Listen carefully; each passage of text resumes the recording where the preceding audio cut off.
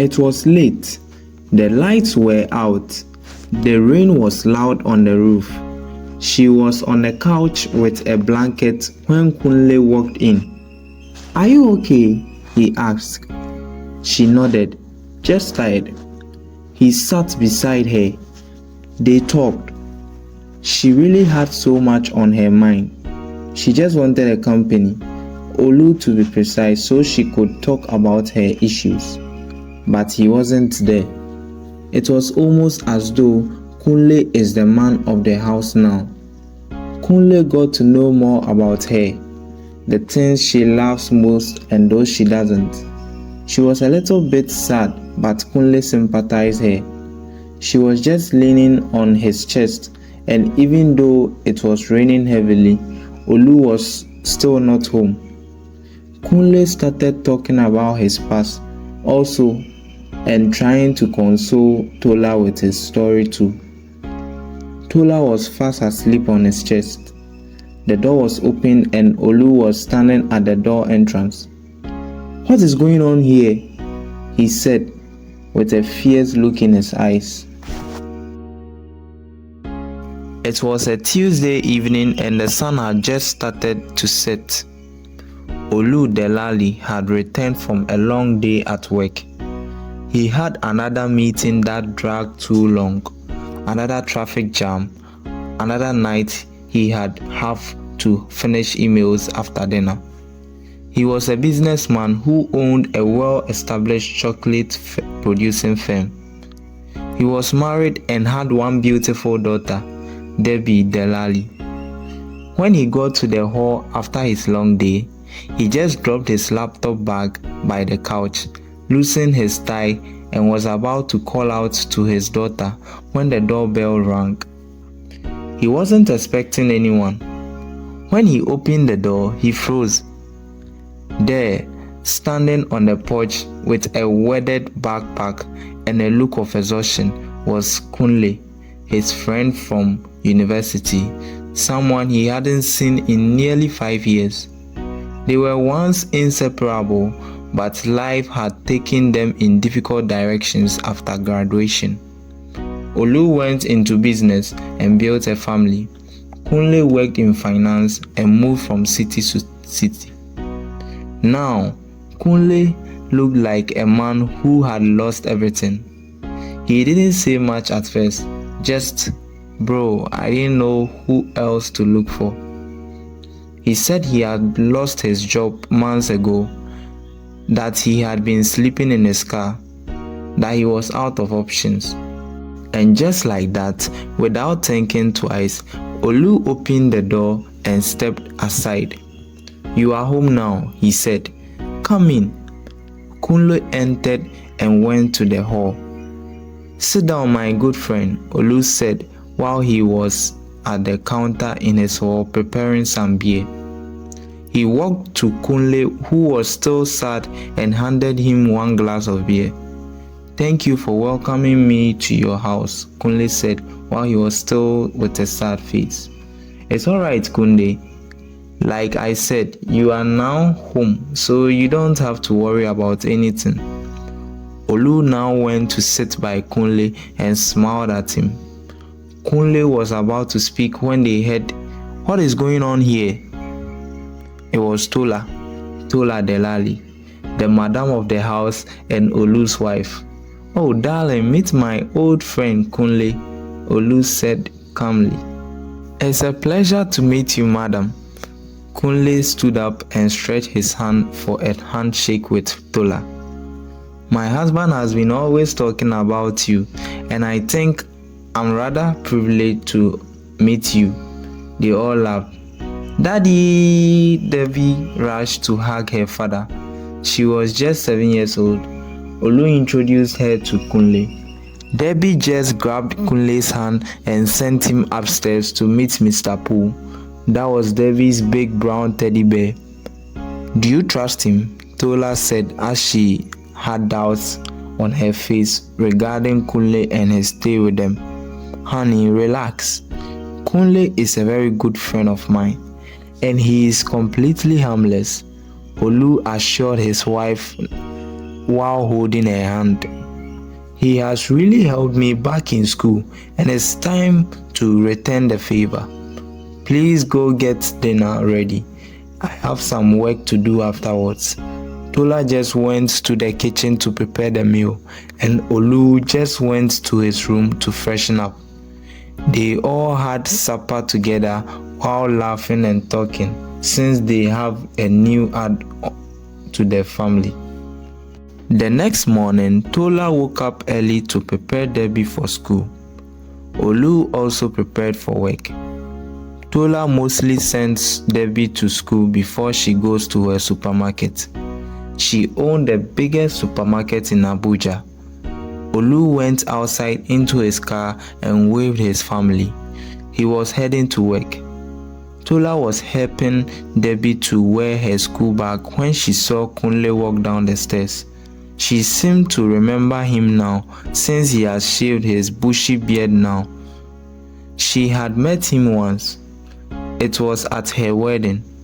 Kunle asked directions to Debbie's school and promised to get her safe and sound into the school. Tola then handed over Debbie to him and they went away. Debbie was even happy to go to school with her new playmate, Kunle. Tola just hurried to her supermarket. Despite the tension, Kunle settled in quickly. Too quickly. Within days, he was part of the household rhythm. He offered to help Tola cook. He fixed a leaking sink. He was the one who was always driving Debbie to school. Olu had gifted him his second car.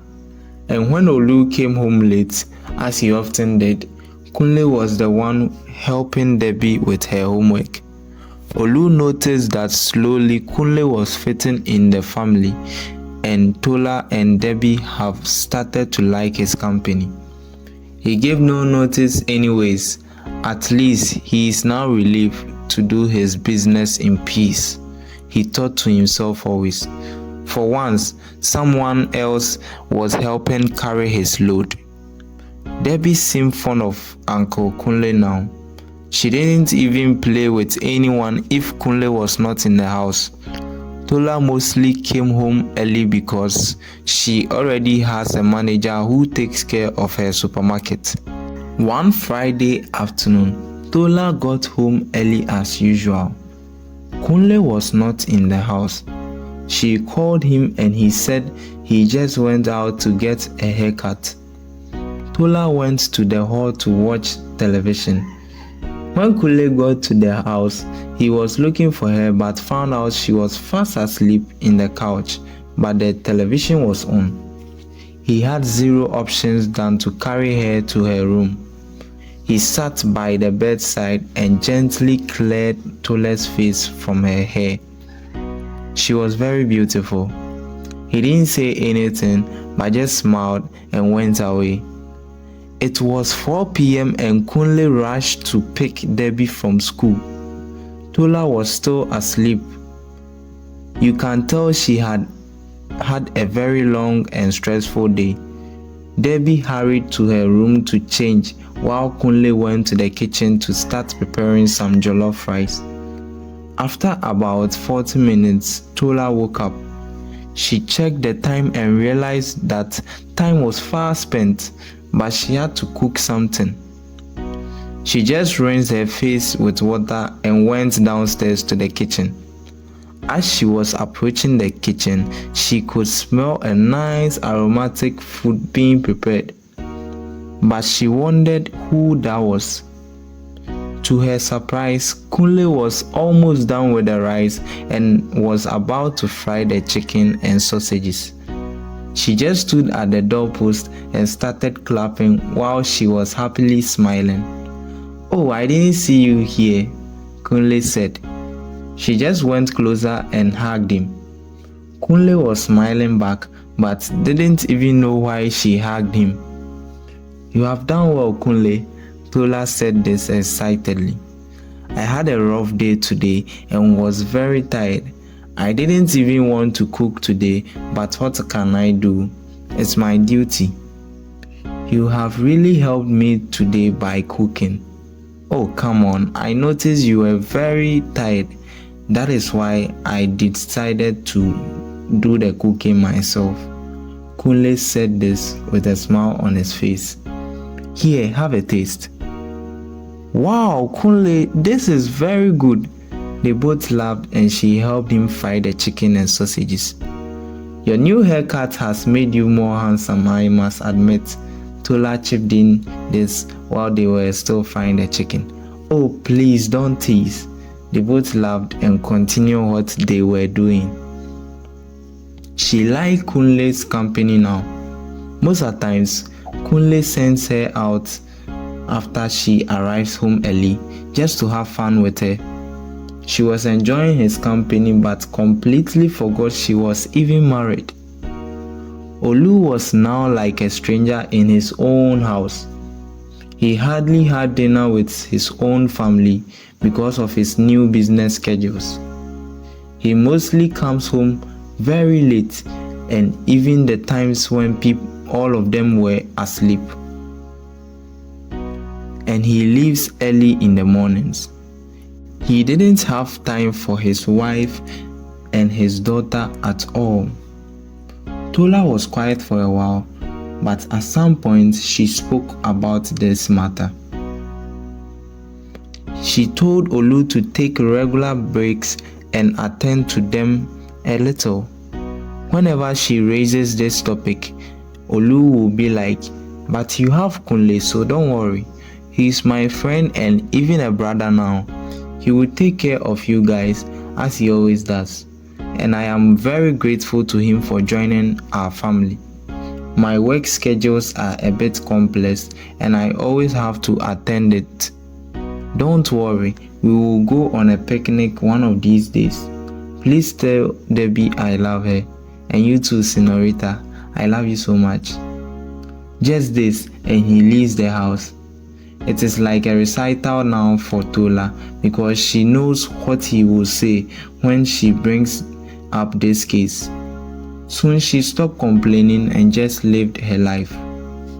The scene in the kitchen between Tola and Kunle one Monday morning was shocking. This fateful day, she decided to be at home and rest for a while before going to her supermarket in the afternoon. Kunle was also on the leave, driving Debbie to school. And Olu, as usual, the businessman, was in his office checking some business files. Tola was just preparing a dessert when Kunle entered the kitchen. He just hugged Tola from behind. Tola turned quickly and gently pushed him away. What do you think you are doing? Tola asked with a confused face. I am sorry, but I have good news for you. Kunle said this with a smile on his face. Please don't do that again because you know I am a married woman. But what is the news about? She asked. Before I begin, please, can you prepare me one dessert? She did so and Kunle just told her that Debbie was applauded for being first in class at the assembly ground. He definitely didn't have any news. He just wanted to take advantage of Tola. Is Kunle ever going to get Tola's attention, and is she going to fall for him also? Is Kunle just wanting an affair with Tola, or he is actually up to a different task? But then it starts from there. These are all questions that needed to be carefully examined, but both Olu and Tola failed to recognize them. As for Olu, he had no clue of what was going on in the house. He trusted Kunle. Little did he know his best friend is now friends with a beast who lives inside him. It was clear Kunle wanted Tola's attention. He easily smiled, talked more to her, and even checked up on her more than Olu, the businessman, did. One afternoon, they were both watching television in Kunle's room, which they both felt asleep because they were brutally drunk. Tola, after waking up to the mess and how scattered her hair was, just went to freshen up in her room. She liked Kunle, but it was as if he was her boyfriend. They were always seen together. One night, something strange happened. It all happened after dinner. Olu had gone out for a meeting that ran late. Debbie was asleep. Tola was in the kitchen washing dishes when Kunle walked in. "Do you need help?" he asked. She shook her head. He grabbed a towel and started drying anyway. "I forgot how peaceful evenings can be," he said. She gave a half smile. "You call this peaceful?" "Well, peaceful for me compared to the chaos I came from." He paused. "You are really holding this house together, you know." She looked at him. "Am I?" He nodded. "I see you, Tola, even if he doesn't." She didn't answer, but she didn't walk away either. "Has anyone told you you have a perfect smile?" Kunle said this just to get her attention. She looked up at him and started smiling. They were both looking at each other now. Kunle walked slowly to her. She tried lowering her head when Kunle just pulled it back with his hand. Slowly he was bringing his head closer to hers. "Kunle, please stop. I can't do this to Olu," she said. "Does he even have time for you?" he said, raising his voice a little bit. "But that doesn't matter or mean that I should cheat on him." "Fine, I will go now." Kunle was a bit angry and was just walking away when he heard, "Please wait." It was Tola. He turned. "I love Olu," Tola said gently. "And what?" Kunle asked. "But I love you too," she said. She couldn't even look at Kunle now. Kunle walked to her and without any more words, just gave her a cool kiss. "It's not bad to fall for me at all," he said.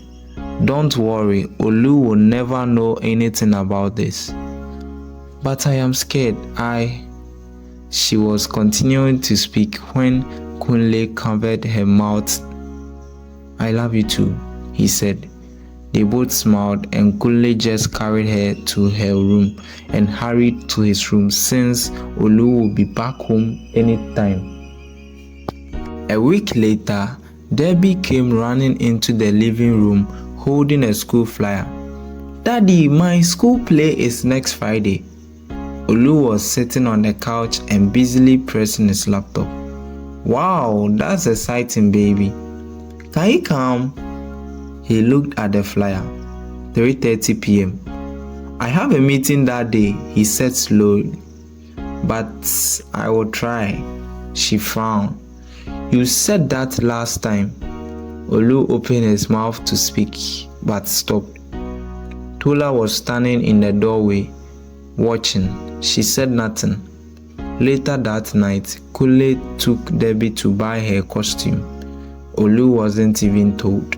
The first kiss was a mistake, or that's what Tola told herself. It was late. The lights were out. The rain was loud on the roof. She was on the couch with a blanket when Kunle walked in. "Are you okay?" he asked. She nodded. "Just tired." He sat beside her. They talked. She really had so much on her mind.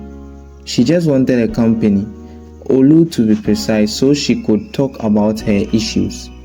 But he wasn't there. It was almost as though Kunle is the man of the house now. Kunle got to know more about her, the things she loves most and those she doesn't. She was a little bit sad, but Kunle sympathized her. She was just leaning on his chest, and even though it was raining heavily, Olu was still not home.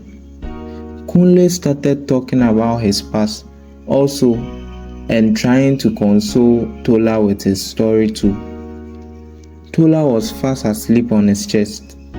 The door was open and Olu was standing at the door entrance. "What is going on here?" he said with a fierce look in his eyes.